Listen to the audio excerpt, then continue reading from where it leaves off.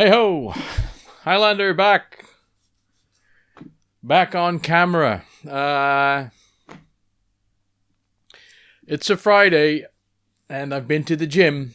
It's just been a while since I've done a video, and I thought, well, usually I get inspired by watching others doing videos. Wait a minute, I'm gonna turn on something neat. Hold on.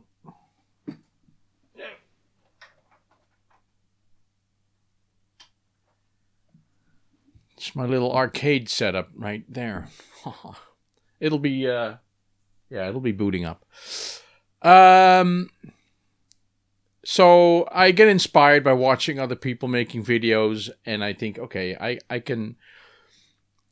Apparently, in my head, I need to have something spectacular to talk about, and then I see Grubgun doing a video about Transformers that he bought in China.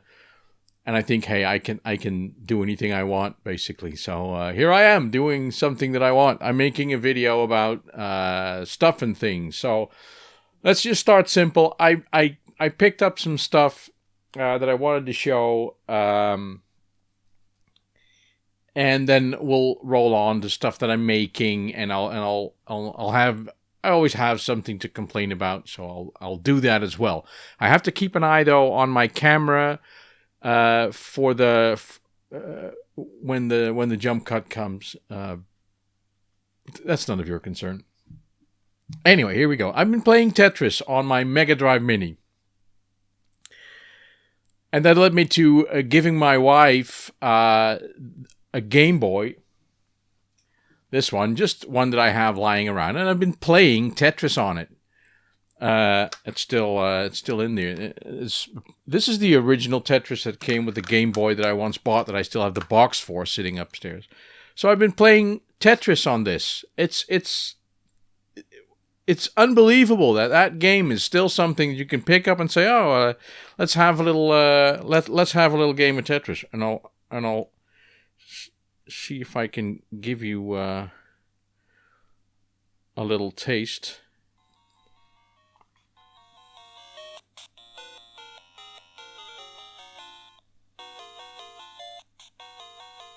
I don't know if you can hear that. It's really soft. And that's the loudest, so there's probably something wrong with the little speaker. Anyway, playing that.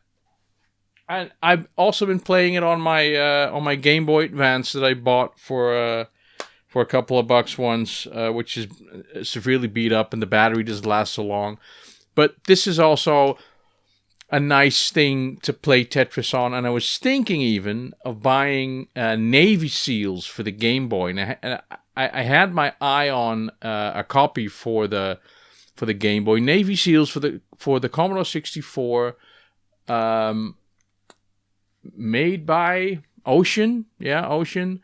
They made a very good port for the Game Boy as well, although eventually I decided against it because I think it's a timed thing, and I don't like timed games. And it kind of, I watched some gameplay, and at first I was excited over the game running so well and looking so well on the Game Boy, but then after a while I thought maybe it's a little bit too frustrating. I don't know. I just didn't buy it, and I've been in a mood where I just don't know what I want to get. I don't want to get anything. I don't want to buy anything. So the things that you're seeing now are the last things that I've bought, and I really am just,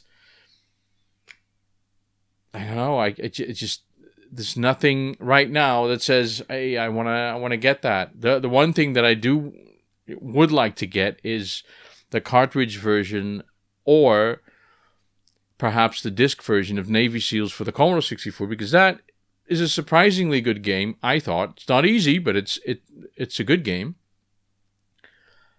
But of course, anytime I think of something that this might be a good game, it's like £40 or £60 or even worse than that. So it's Tetris for now, and I've got a load of Game Boy games. Maybe I should look into them. Anyway, I haven't bought a Switch simply because I don't want to spend Sorry, I don't want to spend the money, but I can see it's a nice system. But again, I would buy it for the technology. I would buy it for the device, and not so much for the games. But in the meantime, I've been playing my Wii U. Remember the Wii U? I really like the Wii U. Wii U is a great little system, and it's got some pretty good titles. I've got a nice library. Bayonetta and Breath of the Wild runs on the Wii. Remember that? Also, the Wii U right now is a pretty good system to collect for, because nobody wants it, and the games are the games that are worth getting aren't crazy expensive.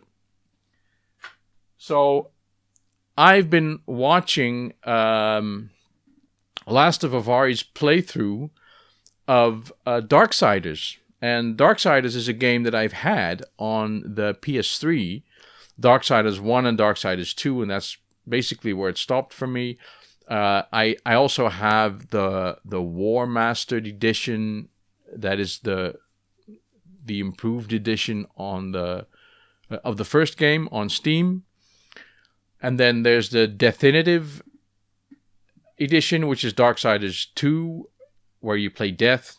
And then I saw the playthrough of Darksiders 3, where you play Fury, the other horseman, but it's a woman, horsewoman of the apocalypse.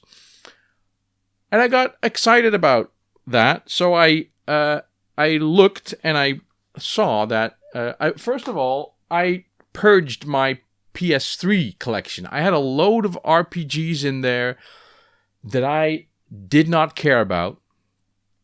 And I can remember buying them basically because Chad Bailey was very much, and probably still is, into his RPGs. And I watched him get excited over some of those games. So I bought a load of RPGs and I just dumped them all at Netgame. And it gave me store credit, and I bought the new, this is not a used copy, but a new copy of Darksiders War Mastered Edition. And this I can play sitting on my couch in the living room, because that's where the Wii U was sitting. Also, there's Darksiders 2, but the Definitive Edition was never released on the Wii U. So, I'm not sure how I'm going to, if I even want that. I have the Definitive Edition on the PC, but playing it with keyboard and mouse felt a little bit weird after playing with the Wii U controller, or with the gamepad. I can also play those games. The good thing is I can play Darksiders completely on this screen, and I can use the Wii U Pro controller, which is good. So yeah, I'm using this again. I'm also using this to play Axiom Verge. I've bought Axiom Verge for the Wii U.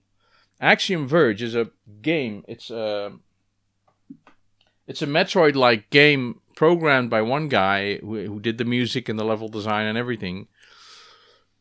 And it has a killer soundtrack. He did this. He did the music as well. It's a really good game. If you've not heard of it, Axiom Verge, look for it. It's available on PS4, on PC.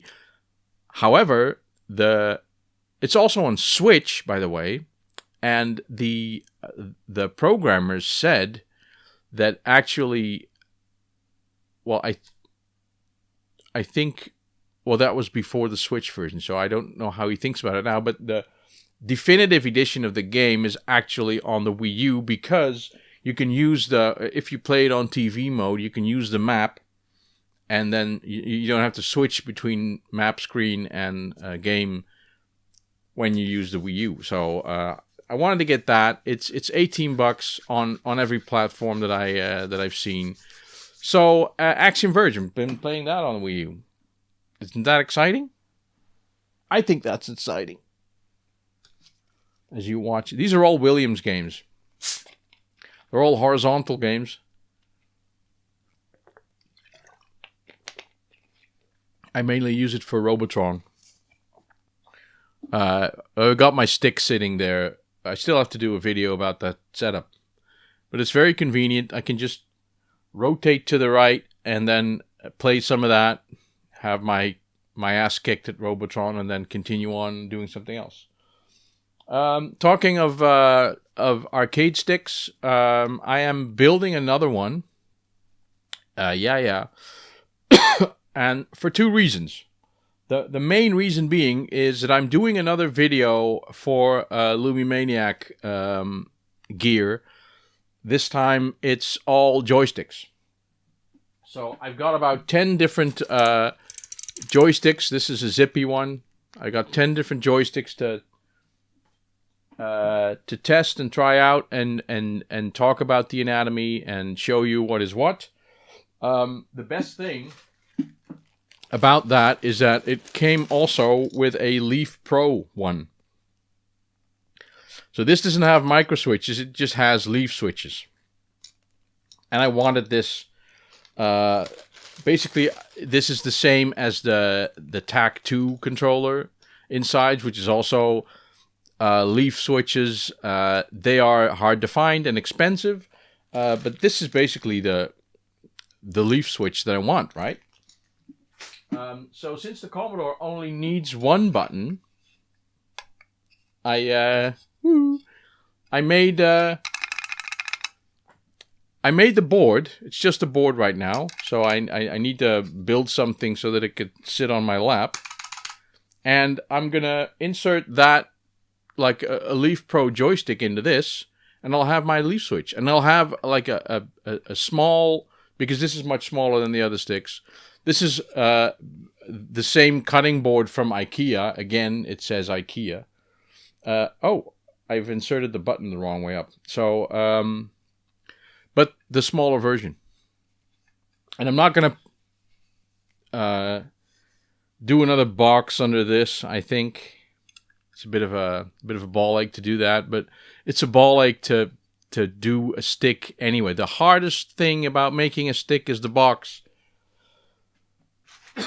I've been looking at boxes. I've been trying to figure out. I've been to stores finding like general purpose boxes, even shoe boxes or whatever. It's the making the box or getting the box is the hardest thing. I've looked at Monster joysticks. They sell like a kit, which is you can buy the case only. The downside is it's made for Sanwa style sticks. So if I got a stick like this one, which is not bad, it's a perfectly good stick, but this is like the Sanwa holes, right? Now this one, the one that I really wanted, the Leaf Pro, doesn't have Sanwa holes, so I can't get that. I can't get that kit from Monster Joysticks. I asked them if they did bespoke ones, and they don't. Also, I'm not so impressed with the case from Monster Joysticks because it's got screws and everything sticking up, so you're gonna catch your hands or your clothes on it. I don't prefer that.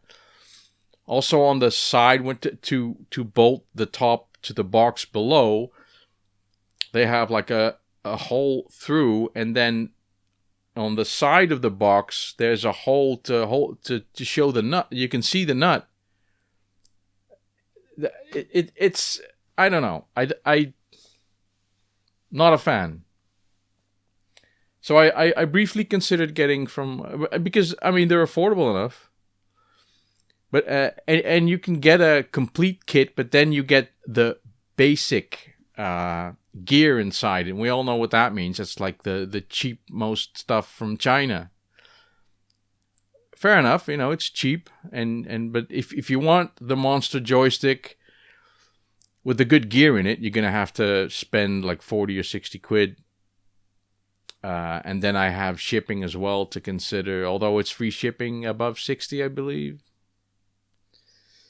I can make my own stick for much less than that, so I don't know.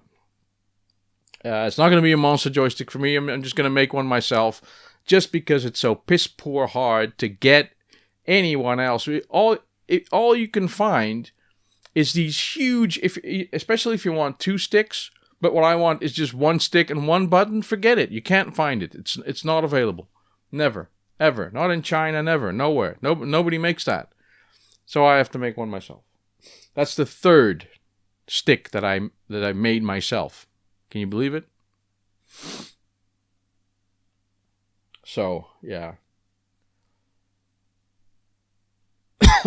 Well, I've been playing a lot of PUBG. Last week with Giles, I've been playing so much PUBG that I've been missing sleep. Really. It's such a difficult game. It's easy to play, but it's so difficult to master. It's more difficult to master than Arma 3. And why? I just don't know. There are nights that I get kills, that I get to actually shoot people. But then there are nights where it's just impossible to hit anyone, and when you hit someone, it's not effective. You know, you're just giving your position away, and then you die anyway, and you get kills like you don't even know how or why. It's so difficult. And then to inspire myself, I watch this Choco Taco fella. I mean, he uploads all his winning videos, right? So it wrongly seems like he only wins. He doesn't, because if you watch his stream, he dies just like I do, you know. You land in a game, and no matter how good he is, because he's a million times better than I am. And he says of himself that he's not even the best player around. That the professional player. If you've seen Shroud play, that's just insane. He moves so fast. I mean, it's not even necessary to play the game like that. But he's just, I don't know, wired differently. And he's a lot younger. I mean, this Choco guy is 31, you know. As I make this video, I just heard him say it. 31, so... If you watch his stream, I mean, I forget sometimes how much money goes around in this streaming world. I mean, it's not just getting the donations and stuff, but he has a list up, you know. When he's not playing a game, he has a list of, like, I counted them quickly. It's about 25 names. 25 names. And these are the top donations, not top donators, like added up. No, top donations. His top donator donated $10,700 something. Now, that's the top. The second one was $9,999. Then there was another 9,001, and then there's an 8,000, and a 4, and a 2, and a 3. The lowest one on that list was $800. Now just imagine, what kind of people are these? What kind of people are these? They're sitting watching a stream thinking, oh, you know, let's give this guy some money because I like that he's making these videos. What kind of people donate $800 just like that? How much money must you have for $800 to mean nothing to you? I don't get it. $10,000?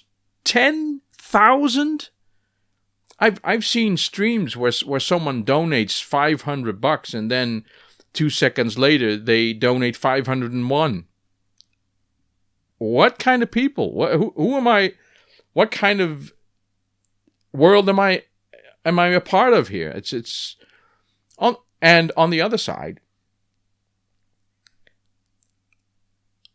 what do these people have to say about that? You know, if I donate $10,000 to this, the donator is called Fuzzwuzz. I don't know. He must be loaded.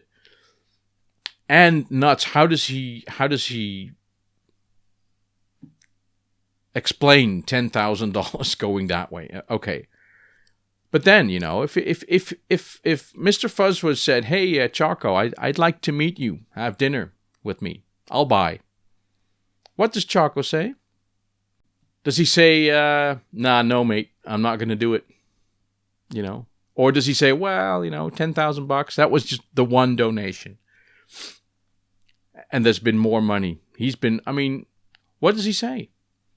What does he buy for that $10,000? What if this Fuzzwa says, "What? You don't want to have dinner with me? I'd like my $10,000 back, please." Does he do it? Or does he go, "No, that was a donation, and all donations are final"? Does it? What if Fuzzwa said, "I'm going to donate $100,000"? Hey, imagine that. Choco's playing this game, da-di-da-di-da, boom, $100,000 donation. Wow. What does that buy him? How far, what can Choco now say no to? I understand rationally. What game is this? I understand rationally he can say no to anything, but hey, this is a major contributor to the cause, $100,000. Hey, Choco, I'd like to meet you in a hotel room. You can inspect my my health, take my temperature. How about that? I just paid you $100,000. How far does it go? What do you buy for that money? There's all kinds of things that I think, what the hell's going on here? These are no longer just donations. These people are buying something. I think. It's different when you donate $5, but $10,000 just like that. I don't have that. I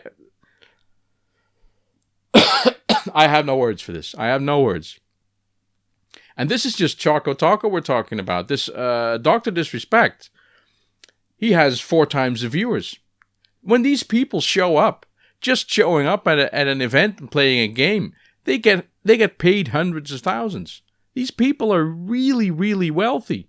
They're very, very rich people. And maybe they, hey, it's $1,000. Hey, thanks for the $1,000. And they go, oh, that's a lot of money. What does it buy them? I don't know. I wouldn't like to be in that place because there's no contract, right? There's nothing between those people. What if the people who are giving the money are whitewashing their criminal money? What if they're whitewashing money? You've just received $10,000 gained in drug money, and they're laundering it through your channel. What? Hey, Choco, let's go on a holiday together. I think I've earned that. I've paid you $100,000. No, I don't want. Well, you can pay me back. Yeah, is that money laundered? I don't know. I don't know. And this is just me being cynical, but the amounts of money are huge, aren't they? They're disproportionately high for simply providing some entertainment that you can also get for free, right? I'm watching it. Hasn't cost me a dime. You can subscribe to the guy and pay some money. That's good enough. When is a donation just a show of appreciation, and when is it? Is it at $500 or $100? You tell me. I don't know. I wonder how you feel about that, because I've heard little about this subject, and it's just come to my attention that this, and he just shows this list. Fuzzwa's $10,000. The whole list, that was just the top 25 donations, was like $100,000 to $200,000. Now in European money, it wouldn't be that because of the inflation of the dollar, but still, it sounds like a lot of money. It's more than I make in a year, I can tell you that. And I think the last subject, it's a complete dud. This whole Coppa thing, right? I'm gonna mention it. Coppa. I find it interesting to see, as a social experiment, perhaps, how do people respond? What is the response of a collection of people to something new, right? This was a new thing. And essentially nobody really knew. All that we got from YouTube was a request to indicate whether our videos were meant for children, yes or no. That was it. There was no threatening, there was no lawsuits, there was no nothing. And then, what happens in a population that the people who are scared the most of something that they don't know, of course, they become the loudest proclaimers of doom because they feel threatened. The people that felt most threatened were Americans, because this was an American law, and were YouTube creators who made videos about Lego or other children-related stuff, and they got frightened. And I saw some videos about. Sorry, where's my? Oh.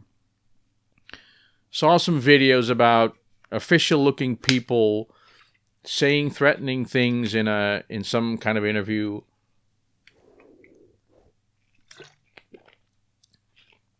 There was this Lego guy that I watched. I couldn't finish the video. It was so clear to me that this guy just browned his pants over this thing, because what he said is that, well, for every event, I mean, it's about collecting data from children. Yeah, right? Well, you know the story. Collecting data from children on the web. It's an old law. YouTube got threatened by the Federal Trade Commission, whatever, saying you can't do that, do something about it, and they settled in court, and then YouTube agreed to scare their crowd, which is full of easily scared people. So this guy, this Lego guy, said, well, for every case, and he translated it to every video, which I find strange because the law says that you can't collect data from a child, so every child who gives you their name in the comments is basically falls under that law. But so every video, $42,000, which is an amount that just, every law has to have a sanction, and the maximum sanction was $42,000. So in this guy's mind, every video is $42,000. So if you have 10 videos, and if you have 100 videos, it's $42 million. And he made a point to stress that amount, $42 million. That's going to ruin your life. Of course, if I was fined $42 million, of course it would ruin my life. But I'm not going to get $42,000 fines, and not $42 million either. It will not happen. I mean, if you're an American, yeah, because it's an American law, but I find it very, very difficult to believe that a country, let's just generalize this, that a country can make up a law that, because of the existence of a website, makes it applicable to every single person in the whole world. No, mate. No fucking way. It doesn't happen that way. If I looked it up in the terms of service for YouTube, it says that any legal differences are settled in my local court. There's no American law that goes here, and the only persons or the only company that's going to be fined is YouTube, not me. So what you get is a load of people misinterpreting the facts, or even lawyers. People proclaiming to be lawyers. I'm a lawyer, and I've looked at this, and this is a threat to everyone. I think you must be a shit lawyer, dude, because you don't get it, and it's not smart to threaten everyone. It's just clickbait, and that's what we had. We had a load of scared shitless people making videos, influencing people who also didn't know, but thought, maybe less scared, but let's just remove all of my video. I've seen video. There's this old guy, Odd Box Topper. I watch him because he's a nice guy to watch. He collects vinyl. I don't care about vinyl, but I just like, it's an old guy collecting records. He removed all of his videos. He's super popular. Removed all of his videos. There's other people who have no business with this being scared of anything. They're in completely different countries. They do things on YouTube that has nothing to do with children, and they remove their videos. I found it an interesting thing to see how the most scared people without a backbone, people who think, oh, I don't understand this, let's panic, let's scream and shout. All you're going to do is influence others who also don't know, and there's going to be people that have no business being scared. They're also scared. So everyone's going, oh, no, Coppa. And then I think it went into effect December 1st. Have we heard anything? I haven't. I have no reason to be afraid. Nobody has.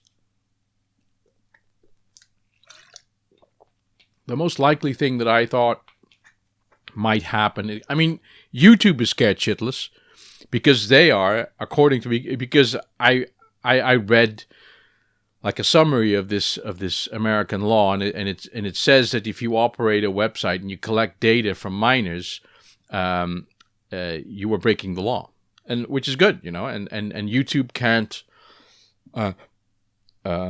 guarantee that all of their users are above 13, despite when you make your account that you have to certify that you are older than 18, but everybody knows there's kids on YouTube. So YouTube is scared shitless. They don't know what to do. So they implemented this system because if the Federal Trade Commission actually fined them for every case, there would be no YouTube anymore. So they settled, right, together. They just made a deal. Said, well, if you just do your best, right, make an effort to scare your users into thinking, making kids aimed at videos is bad, and then you're going to check as well. So YouTube, the worst thing that's going to happen is that YouTube is going to say, hey, these videos, we think that they're aimed at children, so we're going to take those down. Or we're going to, in the worst case, we're going to shut your channel down. Which means that on Twitch and on Facebook, you'll get ex-YouTubers screaming at the top of their lungs that they've been that their lives have been ruined. Most likely, you're not even going to hear that. You're not even going to notice that they're gone. If this Lego guy disappears, so what? I don't care. So it's been. I mean, I've been getting a little bit worked up about that. Not about the Coppa thing. I mean, I think it's good that kids are protected because kids are subject to a lot of shit online. As a parent, I know, what can happen, and it's very easy to find things that aren't fit for children. Definitely. So I think it's good that efforts are made to protect children against themselves, basically, because they think that that anything is fun, and not everything is fun in the long run. So I think that's a good thing. But we're all grown-ups, What I mean, it doesn't mean anything. Some of the grown-ups online, they behave like kids. But that's just how humans. If you had a group of people standing around, we had this. We have every year at the in this country we remember like the end of the Second World War, and there's a big ceremony in Amsterdam at the dam. So thousands of people gather there, and there's a ceremony, and it's really quiet. It's supposed to be quiet for 2 minutes at 8 o'clock. So a couple of years ago, this one guy with mental issues, he's made his way to the dam, and he yells something about a bomb. Highly unlikely that anyone's going to bring a bomb to that. I mean, I know there have been bombings, but the fact that he just yelled bomb you should have seen the reaction of the people. There was a blind panic. Not by everyone, but nobody knows what's going on. A number of people, they are high panic. And they run and they yell and they make sure that everyone panics. Because, hey, panic. So what's the effect, What's the effect of a group of people and something happens that might affect everyone, but nobody really knows about what this thing really is. So you get a couple of panickers and they set things into motion, but all you get is panic. There's nothing happening to resolve the situation. It's just panic.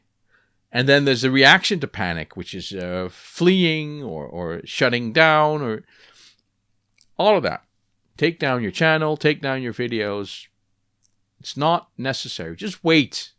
Just wait and see what happens. And you'll see, as we've seen in many cases before on YouTube, nothing happens. So I want to leave it at that. This has been a fun video for me to make. The next video will be a video about arcade joysticks. If you're interested in that, then hang around and watch this channel and you'll learn about how they work, about how to mount them, how to choose, what the differences are. So thanks for watching, and I'll see you next time. Bye-bye.